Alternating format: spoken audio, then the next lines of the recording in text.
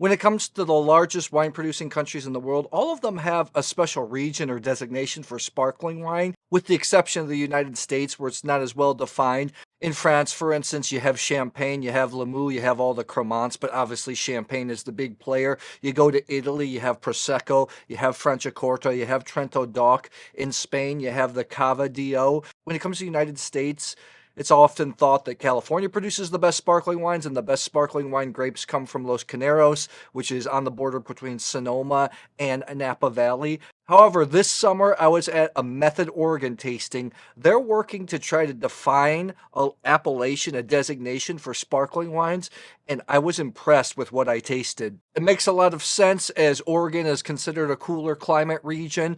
You think about the three leading grape varieties planted in Oregon: Pinot Noir, Pinot Gris, and then Chardonnay. Those are three of the 7 permitted grape varieties in Champagne. It's taken me a long time to put this together because I've been waiting for a few samples, and I'm releasing this after New Year's. But you know what? Even though it's dry January, I think it's always a good excuse to open a bottle of bubbles. Method Oregon is not an official designation yet. They started doing an annual tasting, and there are some regulations for wines to be allowed in the tasting. I'm going to let Jean, the proprietor of Corollary Wines, explain that. There's something like 100 producers in Oregon making some traditional method wine. So Method Oregon is two things, really. It's the groundswell of excitement about sparkling in Oregon. So over the past several decades, there have been more producers getting into sparkling, making traditional method, really working on, ways to make better base wines and find better sites. And the Method Oregon Grand Tasting, the event that we're at today, it's 22 producers pouring 65 wines. So everybody here makes at least 500 cases a year of traditional method. Everybody makes at least 2 SKUs of traditional method every year. And then the other thing is that all the wines here today are aged at least 15 months on tirage. Just to clarify what she says, a lot of producers in Oregon are small. 500 cases of wine is only 6,000 bottles. Think of that compared to Moet, which produces about 30 million bottles of champagne a year, or Veuve Clicquot, which produces close to 19 million bottles. Just to clarify the term tirage, when sparkling wine is made, you ferment the base wine, and then you add tirage, which is a little bit of sugar, a little bit of yeast. That allows the second fermentation in the bottle to occur. That's where you get the bubbles. The yeast falls to the bottom, and the wine spends time in the yeast. That's what gives it those creamy, rich flavors. 15 months is the same minimum as it is in Champagne. However, in practice, a lot of producers in Oregon age for a lot longer, just like in Champagne. And SKUs, of course, mean number of products produced. One of the things that I was observing was in Oregon, in Champagne, what you have is the entry-level wine is the non-vintage, because producers have a lot of old vintages that they blend together and make a consistent house style every year. The better reserve wines are the vintage wines, wines coming from a specific vintage only in great years. In Oregon, it's the opposite. They haven't had a long history of producing sparkling wines, so they don't have a bunch of reserve wines. Almost all the sparkling wines are vintage wines. Producers are trying to build up a backstop of older vintages so they can make non-vintage wines, wines with more aged notes. One of my big criticisms when I was there is the sparkling wines can be pretty expensive, like sometimes more than champagne. But you have to understand, in America, just everything costs more. That's why the production costs are higher, land costs are higher, grape costs are higher. Therefore, the wines are going to be a little more expensive. But we'll see in this blind tasting. I've got 8 sparkling wines from Oregon compared to a very nice champagne, which is a Grand Cru, but only in the $65 range, which is a relative value when it comes to champagne. Just like previous wine tasting videos you've seen in the past months, I'm going to taste through everything. And then during the reveal, I'll edit in my tasting notes. That way, it makes it easier for you to follow. If I was just blind tasting and revealing one by one, it would be way too easy for me to determine what the final couple wines are, because I know what these wines were. I just bagged them up and had somebody mix them up for me.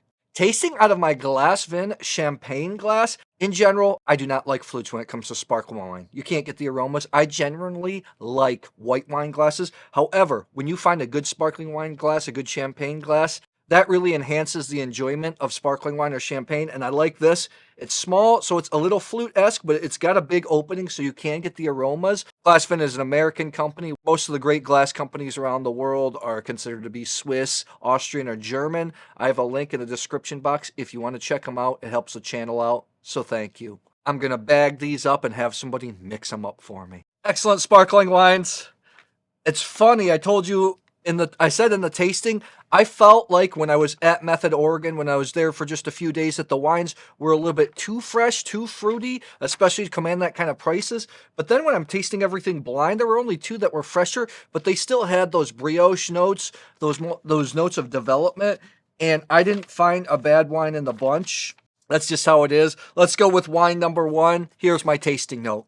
Let's start out with wine number one. When it comes to sparkling wine, I like what we call those autolytic characters, those bread and brioche notes. You do have those in Method Oregon producers, but in general, they are a little bit fruitier. And just so you know, there are different styles here. There's vintage, there's non-vintage, there's Blanc de Noir, Blanc de Blanc. When I depend on samples, I can get exactly the same type of wine for the tasting. Let's take a look here. Great nose. In this lineup, I have one of the best American sparkling wines that I've ever tasted. This smells great so far. Like a lot of baked apple, brioche, bruised apple type of flavors. Even a little floral. Smells good. It's got a spine of acidity. All sparkling wine has high acidity. In Oregon, you'll notice sometimes the acidity would be super, super sharp, just like in Champagne. Blanc de Blanc usually has sharper acidity. This has phenomenal flavors. I do want the length to be a little bit longer. But general, I think that's a great start. Let's move on to great nose, development, excellent. 92 plus points. 92 plus points for wine number one. Is it the Champagne with all the development? Let's see. This is not. This is the leading by volume sparkling wine producer in Oregon. This is the Argyle Blanc de Noirs vintage 2021. This is the Spirit Hill Vineyard. This comes in at $65, 50% Pinot Noir, 50% Meunier. This spends almost 4 years on the lees. Kate Payne Brown is the winemaker. She's an outstanding producer. She also made another wine that's in here. I thought this was very good. And you can get their basic sparkling wine, which I sold a lot when I was working retail for around $20, $25. I think it's tremendous value for money. And I think that is super good and a great start to this tasting. And a brand that you're going to find distributed across the USA. Maybe not this specific wine, but even their basic entry-level sparkling wine is fantastic. Number two was fresher fruit, more linear, but oddly enough, I super liked it. I usually like wines or want sparkling wines that have more development. Here's the tasting note. Wine 2 is a little bit fruitier than wine 1. Actually, a lot fruitier. This comes out of the gate. This is more of the fresher style, more pear, more lemon, more kind of like almost like a fresh lemon meringue pie type of flavor. Floral, it just smells crispier. The other one tastes more oxidized, more like bruised fruit. This smells crispier. When it comes to sparkling wine, I like more of the oxidized style, but this still smells really good. I love this here. Got so much lemony acidity. It's sharp. I don't think this is champagne-esque, but this is just really good sparkling wine, really fine bubbles. I think it's outstanding, whatever wine number 2 is. I have some good wines here, and I'm excited. Coravin actually sent me some toppers for their sparkling wine system, so I can save some of these wines, taste them later. This is one of my favorite Coravin products. I even did a comparison video about opening a fresh bottle of sparkling wine versus one that was topped with this Coravin sparkling wine. It's a popular video on YouTube. Let's move on to 3. I gave this 93 points because of the fruit, the balance, the length. I thought it was very good. 93 points. I don't think this is the Champagne. Let's take a look. This is the Roco Winery RMS Brut, 66% Chardonnay, 34% Pinot Noir, $49, vintage 2021. When I was at the Method Oregon tasting, I had no relations, no context to this producer. I just tasted the wine. I was impressed. I asked for a sample because I wanted to include this in the video. $49. I think this is outstanding, especially with the prices of champagne going up. And I was complaining about Oregon sparkling wines being a little bit too expensive. This is good value for money. You're getting what you pay for. Let me look at the breakdown in terms of time on lees. This says here, I don't know. This is one that I have no idea what the time on lees are. Let's see if there's a disgorgement date on here. I don't know. So minimum 15 months, although I don't even see the lot number on here, but it's good wine. It's good wine. Let's move on to number 3. Here's my tasting note. 3. Fantastic nose. Lots of brioche, baked apple. It's got like those aged notes, little mushroom, the patina. This smells really complete. Smells really good. This has got a fine beat of bubbles. The only thing here, I love the flavors. It doesn't have the length, for me, of great champagne. This is very good bottle of wine, but I'm talking about moving into ethereal levels. It's still super enjoyable, though. It's got that fine beat of bubbles. You've got those mature flavors. It's just really good. And wine, again, is a comparison game. If you want to learn about wines, I suggest that you taste several wines next to each other. You'll learn a lot more than just tasting one at a time. Like I said, I love the development. The nose just got me so excited. I just wanted a little bit more to move into ethereal levels, but I still gave it 92 points. I like the development. I thought it was very good. Let's see. Let's see here. This is another wine that was made by Kate Bain Brown, the winemaker at Argyle. This is the Stoller Family Estate Brut Sparkling Wine. This is actually a non-vintage, the Heritage Collection. This comes in at $40. Pinot Noir, Chardonnay, and Meunier. So it's the classic champagne blend. I did see on the website that they disgorge these as needed, but I believe that these spend at least 4 years on the lees. Fort Stoller is a bigger producer, so the wines are fairly well distributed for an Oregon producer. And I thought that was very good. I tasted that at the show, and I thought it was excellent, and it's showing very, very well now. Very good wine. Stoller is also well known for excellent value for money Pinot Noirs. Even their Dundee Hills Pinot Noir, I think, is fantastic. Sometimes you can get it at Costco. Producer worth checking out. I know Bill Stoller just died recently in the last year, so my condolences to the family and the company. Number 4, I thought was excellent. You'll just see the tasting note right here. 4? Like 1 and 3 were more developed, 2 was fresh. 4 has like that perfect balance of development and fresh fruit. Still have the bread, the biscuit, the brioche notes, still have the baked apple, but still have fresh lemon. These bubbles are a little bit bigger than the first 3.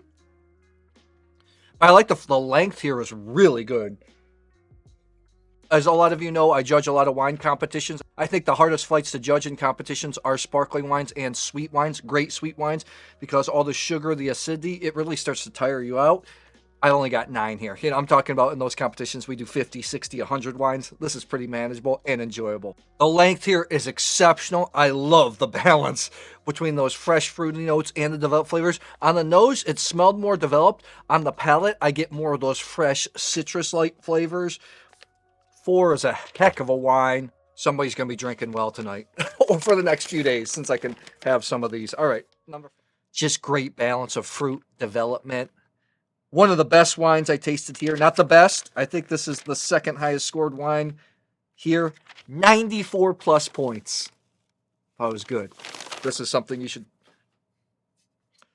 This producer was not at the Method Oregon tasting. I don't know if they're considered to be part of Method Oregon. I know they sent me several different bottles of sparkling wine in a pack I got. This is the Flâneur Extra Brut Chehalem Mountains 2021. This comes in at $70.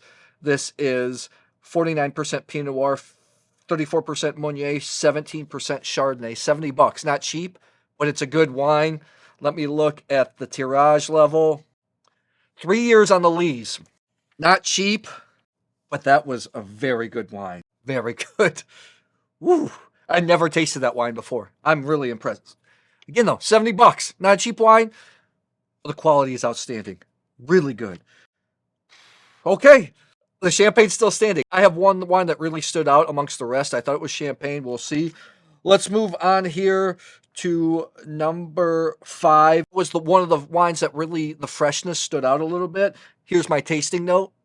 5, I get this white peach note. It is a little bit fresher. When I say fresher, all these fresh wines, especially 2, this one, you still have some of that biscuit note, but the fruit is more primary. Lemony, white peach, biscuity, just a little bit floral. This is nice. Super nice. It's hard with wines like this because when you talk about scoring is subtle. It's number 1, it's personal preference of the taster, no matter how much they try to be objective. And nowadays, when it comes with wines in these price points, they're all really good. So these are all subtle differences. I like everything here. I just would like the bubbles to be a little finer, but it's still a heck of a wine. Let's move on to 6. Fresher, bigger bubbles. I wanted smaller bubbles, but I think it was still very good. 92 points. 92 points for. This is the Corollary 2020 X-Omni Vineyard Willamette Valley Blanc de Blanc's Chardonnay. I gave it 92 points, $75. 4 years on the lees. This is one of their top cuvées. I thought that was very good. I tasted a 2019, I think, X-Omni Vineyard before, which was extraordinary. Maybe this needs a little bit more time in the bottle. The owners, Dan and Jean, are the ones that invited me out to Method, Oregon. They're putting this tasting together. I love what they're doing. They're only doing sparkling wines in the Willamette Valley. Gorgeous tasting room, only sparkling wines. Good on them. Not winemakers traditionally brave, because sparkling wine production is not cheap. Number 6, here's my tasting note. 6 smells good. 6 is explosive. It's got the development. It's got the brioche notes. This almost smells like fresh croissants if you go into a French bakery. Got a lot of lemon type notes. Citrusy. Smells good. This wine has real tension. Real tension. That's what I like. This nice balance between the fruit and acidity is something you get off Riesling, where there's this beautiful interplay. 6 was super good. The tension between the fruit, the acidity was really what got me, as you saw in the tasting note. It was kind of Riesling-esque in a way, or Blanc de Blanc-esque. I gave it 93 points for number 6. 93 points. Let's take a look here. This is another classic producer, a wine I was super impressed with when I was there at the show. This is the Adelsheim Brut Cuvée Sparkling Wine 2019. This is the Bryan Creek Vineyard. This is 56% Pinot Noir, 44% Chardonnay. This comes in at $55. Let me look at the time on the lees here. Almost 4 years on the lees. You know, there were a couple of wines here that did offer good value for money in terms of traditional method sparkling wines. This is one of them. It's also a wine that's readily available. They make excellent Pinot Noir. They're one of the OGs, and good to see that they're doing great with sparkling wine too. I got 3 left. One of them is champagne, which I think maybe the champagne stood out. And the other one is, when I tasted Not Blind, the wine that I thought was the best American sparkling wine I've ever tasted. Although 4, this one showed super well. Let's go to number 7. I scored really high. Lemon sweet tart flavors. That's what I love. Here's my tasting note. 7 is intense. 7 has got an intense nose. The nose just really pops out. Real profound. I get almost like a lemon sweet tart type of flavor here. It's a little floral. The aromas pop out. It is got some brioche, but the lemon sweet tart, I mean, just pops out of the glass here. This has got a slight bit of sweetness on the back end, which, when sparkling wine, I know it's trendy to make extra brut, zero dosage, brut nature. I like brut, where there is just a little bit of sugar. There's a touch of sweetness. That's very good. Wine, I scored really high. I really liked it. That lemon sweet tart flavor really got to me. And again, I think it had maybe a little higher dosage. It's probably brut. Dosage is when you take out all the leaves of the bottle, you're ready to bottle it, and then you put in a little bit of sugar, desired sugar, to measure out the sweetness levels to balance the acidity. Thought that was excellent. 94 points. 94 points. I thought this was super good.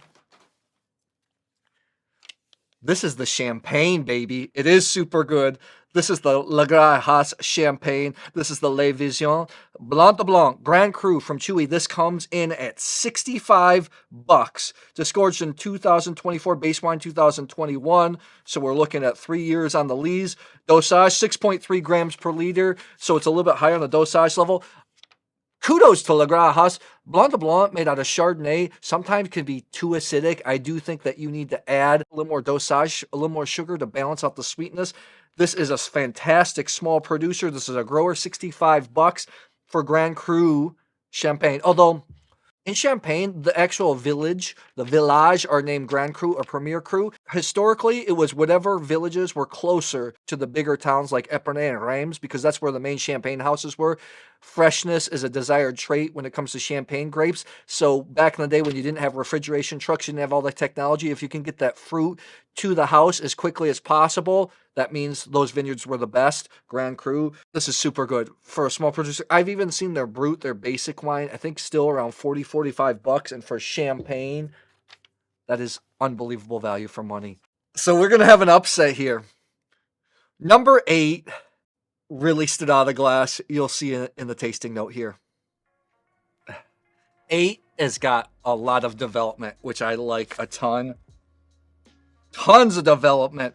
Like this bruised apple type flavor. Almost like those Asian pears when they get a little oxidized too. I know it doesn't sound great. Mushroom. A little bit floral. It just jumps out of the glass. This has fine bubbles. And the length here is extraordinary. Very good wine, whatever 8 is. I wonder if that's the champagne, or I'm going to be impressed if that's a Method Oregon wine. That is a heck of a wine.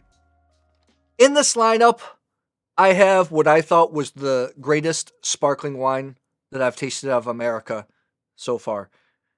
And I have two. I hope this is it. 96 points.